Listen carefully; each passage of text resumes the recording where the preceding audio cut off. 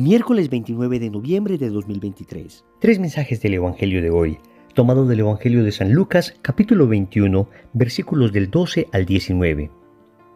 En aquel tiempo, dijo Jesús a sus discípulos: les echarán mano, los perseguirán entregándolos a las sinagogas y a las cárceles, y haciéndolos comparecer ante reyes y gobernadores por causa de mi nombre. Esto les servirá de ocasión para dar testimonio. Por ello, métanse bien en la cabeza que no tienen que preparar su defensa, porque yo les daré palabras y sabiduría a las que no podrá hacer frente ni contradecir ningún adversario de ustedes. Y hasta sus padres y parientes, y hermanos y amigos los entregarán, y matarán a algunos de ustedes, y todos los odiarán a causa de mi nombre. Con su perseverancia salvarán sus almas. Palabra del Señor. Gloria a ti, Señor Jesús. Querida familia, seguimos en el discurso escatológico de Jesús. El día de ayer habíamos hablado un poco de este discurso. Tanto el evangelista Mateo, como el evangelista Marcos, como el evangelista Lucas, es decir, los tres evangelistas que se llaman sinópticos, tienen este largo discurso escatológico del Señor. Es el discurso que habla de los últimos tiempos, especialmente, particularmente, de la segunda venida del Señor. Aunque, como vimos ayer, también se habla de la destrucción del Templo de Jerusalén que ocurrió en el año 70 de nuestra era, cuando Tito, hijo de Vespasiano, sitió Jerusalén y destruyó ese majestuoso templo que había allí. Pero hoy el Señor ya está hablando particularmente del tema de la persecución que vivirán aquellas personas que se declaren discípulas de Él, aquellos cristianos que lo sean coherentemente, persecución que recibirán desde distintas instancias. Eso vamos a verlo ahora entonces, meditando tres mensajes. Primero, no te victimices. Segundo, tres persecuciones. Tercero, tranquilo, Dios te ayuda. Vamos con el primer punto. No te victimices. Amigos, y pareciera extraño que este fuera el primer punto de la meditación, porque el Señor dice, iniciando el Evangelio, que nos echarán mano, que nos perseguirán. Más aún, en el Sermón de la Montaña ya Jesús nos lo había dicho. En el Evangelio de San Mateo, capítulo 5, versículos del 11 al 12 dice: bienaventurados seréis cuando os injurien y os persigan y digan con mentira toda clase de mal contra vosotros por mi causa. Alegraos y regocijaos, porque vuestra recompensa será grande en los cielos, pues de la misma manera persiguieron a los profetas anteriores a vosotros. Hasta aquí el Evangelio. Es decir, es un signo del reino el ser perseguidos. Oigan bien, el hecho de ser perseguidos por causa del reino es un signo que acompaña a aquellas personas que viven coherentemente su fe. Pero esto lo vamos a ver en el segundo punto.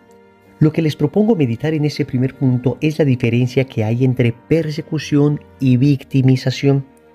Atentos, es signo del reino que seremos perseguidos, pero no es signo del reino la victimización. ¿En qué consiste esto de la victimización?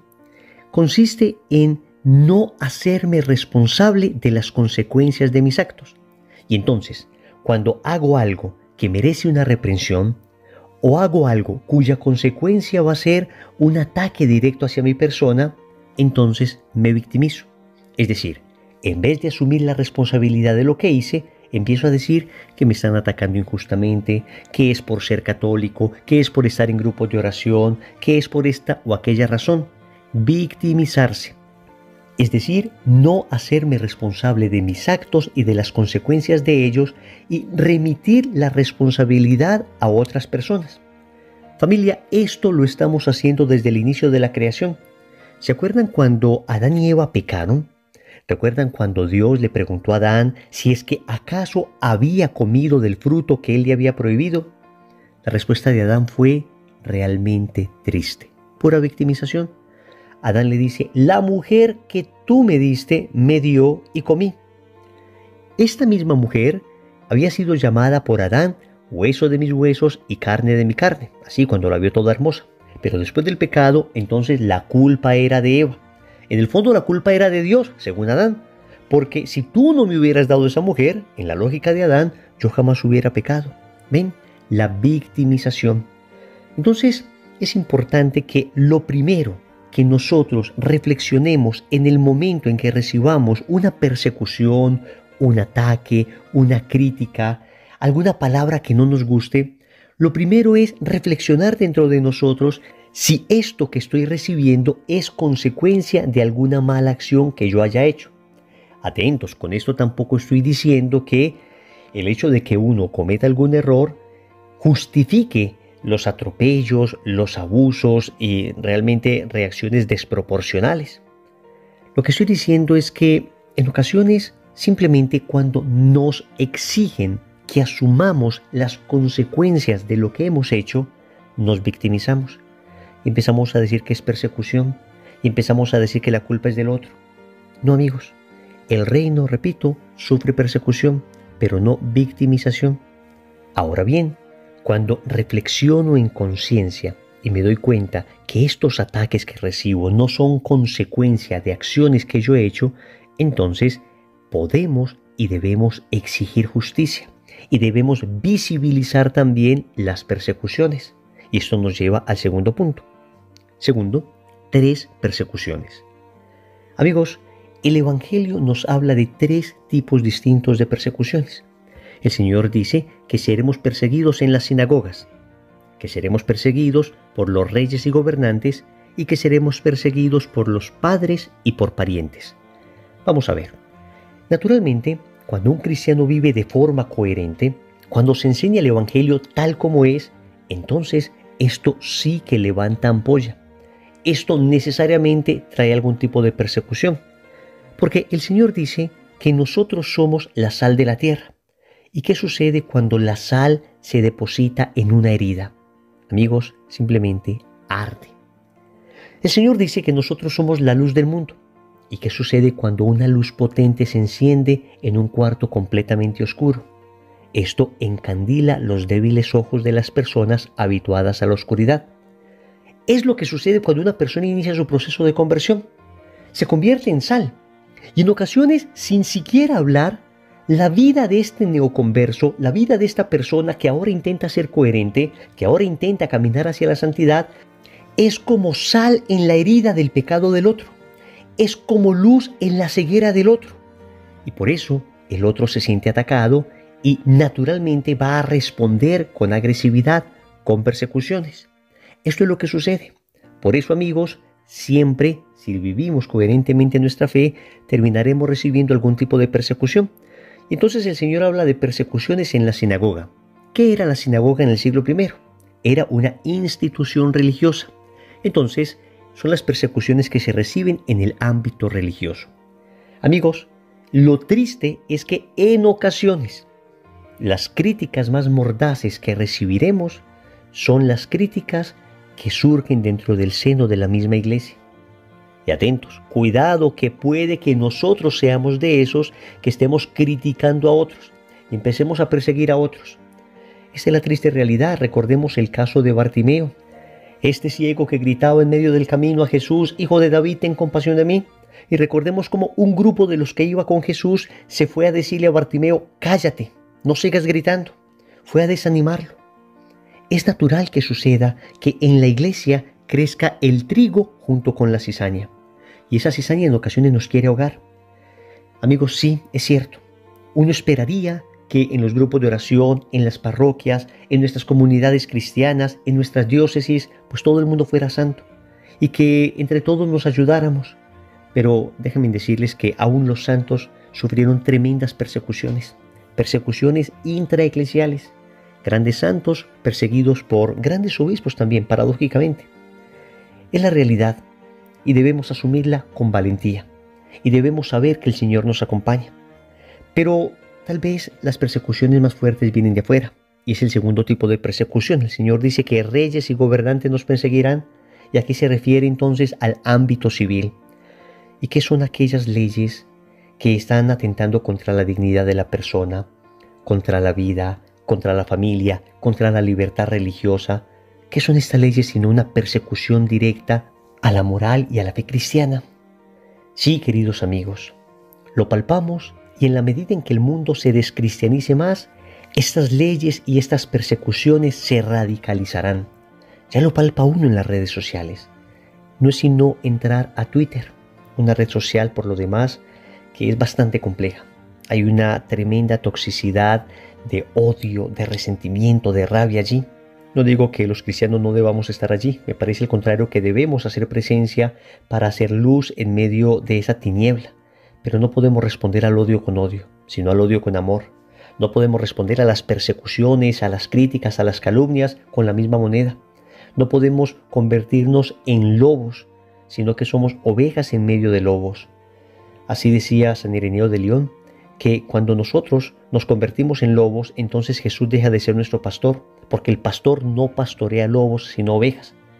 Y con esto nos está diciendo San Ireneo que ante las persecuciones mordaces que recibimos, no podemos nosotros responder con igual ferocidad, sino que debemos responder con caridad cristiana, con verdad obviamente, con justicia obviamente, exigiendo que se respeten nuestros derechos, por supuesto, pero siempre la caridad debe ir adelante. Siempre la caridad de la oveja debe ir adelante. Entonces vienen esas persecuciones en el ámbito civil, pero tal vez las más dolorosas son las persecuciones que vienen de la propia familia. El Señor dice que un tercer tipo de persecución es el que se recibe de padres, parientes, hermanos, etc. Claro que sí, amigos. También sucede que dentro del ámbito familiar seremos criticados. Ojo, recordemos lo del primer punto. En ocasiones vamos a victimizarnos. Y en ocasiones lo que nuestra familia nos está exigiendo será simplemente coherencia. Entonces cuando nos piden coherencia, nos victimizamos y decimos que nos están atacando, que es por ser católicos. No, amigos. Primero tenemos que entender que la mejor manera de evangelizar a nuestra familia es el testimonio de vida. Pero también debemos comprender que aún siendo un potente testimonio de vida, viviendo con coherencia la fe, habrá cosas en las que desafortunadamente se generará conflicto, se generará choque. Y no podemos nosotros ceder en nuestros principios, aún delante de nuestra familia. Mostrémoslos con toda la caridad, pero también con toda la claridad. Que sepan que nosotros somos católicos y vivimos así, que no queremos imponer nuestra fe a nadie, que nuestra intención con nuestra familia no es propiamente obligarles, sino al contrario, llevarles amorosamente a esto que creemos. Pero cuando haya algún punto de discusión, tendremos que mostrar con claridad nuestra posición católica. Otra cosa es lo que los padres debemos hacer con los hijos. Cuando les educamos en la fe, cuando les llevamos a la oración, cuando les enseñamos la práctica religiosa, en ocasiones ellos naturalmente ofrecerán algún tipo de resistencia, porque para un niño lo único que le importa es divertirse. Acá no estamos hablando de una imposición, sino de la educación. Y la educación, no solo en el ámbito religioso, en cualquier ámbito, implica ejercer un poco de orden, un poco de disciplina, de tal manera que vayan habituándose, vayan logrando el hábito del estudio, el hábito de comer, el hábito del orden, pero también el hábito de la oración. Entonces allí no hablamos de imposición, sino de disciplina, de orden, de sembrar hábitos. Amigos, pero desafortunadamente la inmensa mayoría de veces tendremos que vivir estos momentos. Entonces, ¿qué hacer? Vamos con el tercer punto. Tranquilo, Dios te ayuda. El Señor termina el Evangelio diciendo, pero ni un cabello de su cabeza perecerá. Con su perseverancia salvarán sus almas. ¿Qué hacer entonces? Esto, confiar en que Dios está con nosotros. En medio de la persecución, respondemos con confianza. Pero, atentos, para que esta persecución no nos aplaste, para que esta persecución no nos reste vitalidad, no nos reste fuerza apostólica, debemos perseverar. ¿En qué? En la fidelidad, en la oración, en la vida sacramental. Debemos perseverar en el conocimiento de la palabra, en el estudio de la palabra, en el estudio de la doctrina de la Iglesia. Debemos perseverar en nuestra comunidad. Es decir, el Señor nos promete su ayuda, pero nos da los medios. Nos ayuda directamente con medios concretos. No podemos decirle al Señor, ayúdame, si desprecio los medios que Él me da. Señor, ayúdame, pero no volví al grupo de oración. Ayúdame, pero no estoy yendo a misa. Ayúdame, pero no rezo el rosario. Ayúdame, pero no me confieso. Ayúdame, pero no me intereso por formarme en mi fe. Amigos, Dios nos ayuda. Y te digo, tranquilo, Dios te ayuda, pero usa los medios que Él te ha dado. Usa los medios que Él te ha dado. Y respecto al futuro, no te angusties, no te angusties. Noten que el Señor nos está diciendo lo que sucederá y nos está diciendo no se angustien por lo que sucederá, preocúpense por el hoy. A cada cruz le llega su gracia. Grábate bien esa frase. A cada cruz le llega su gracia.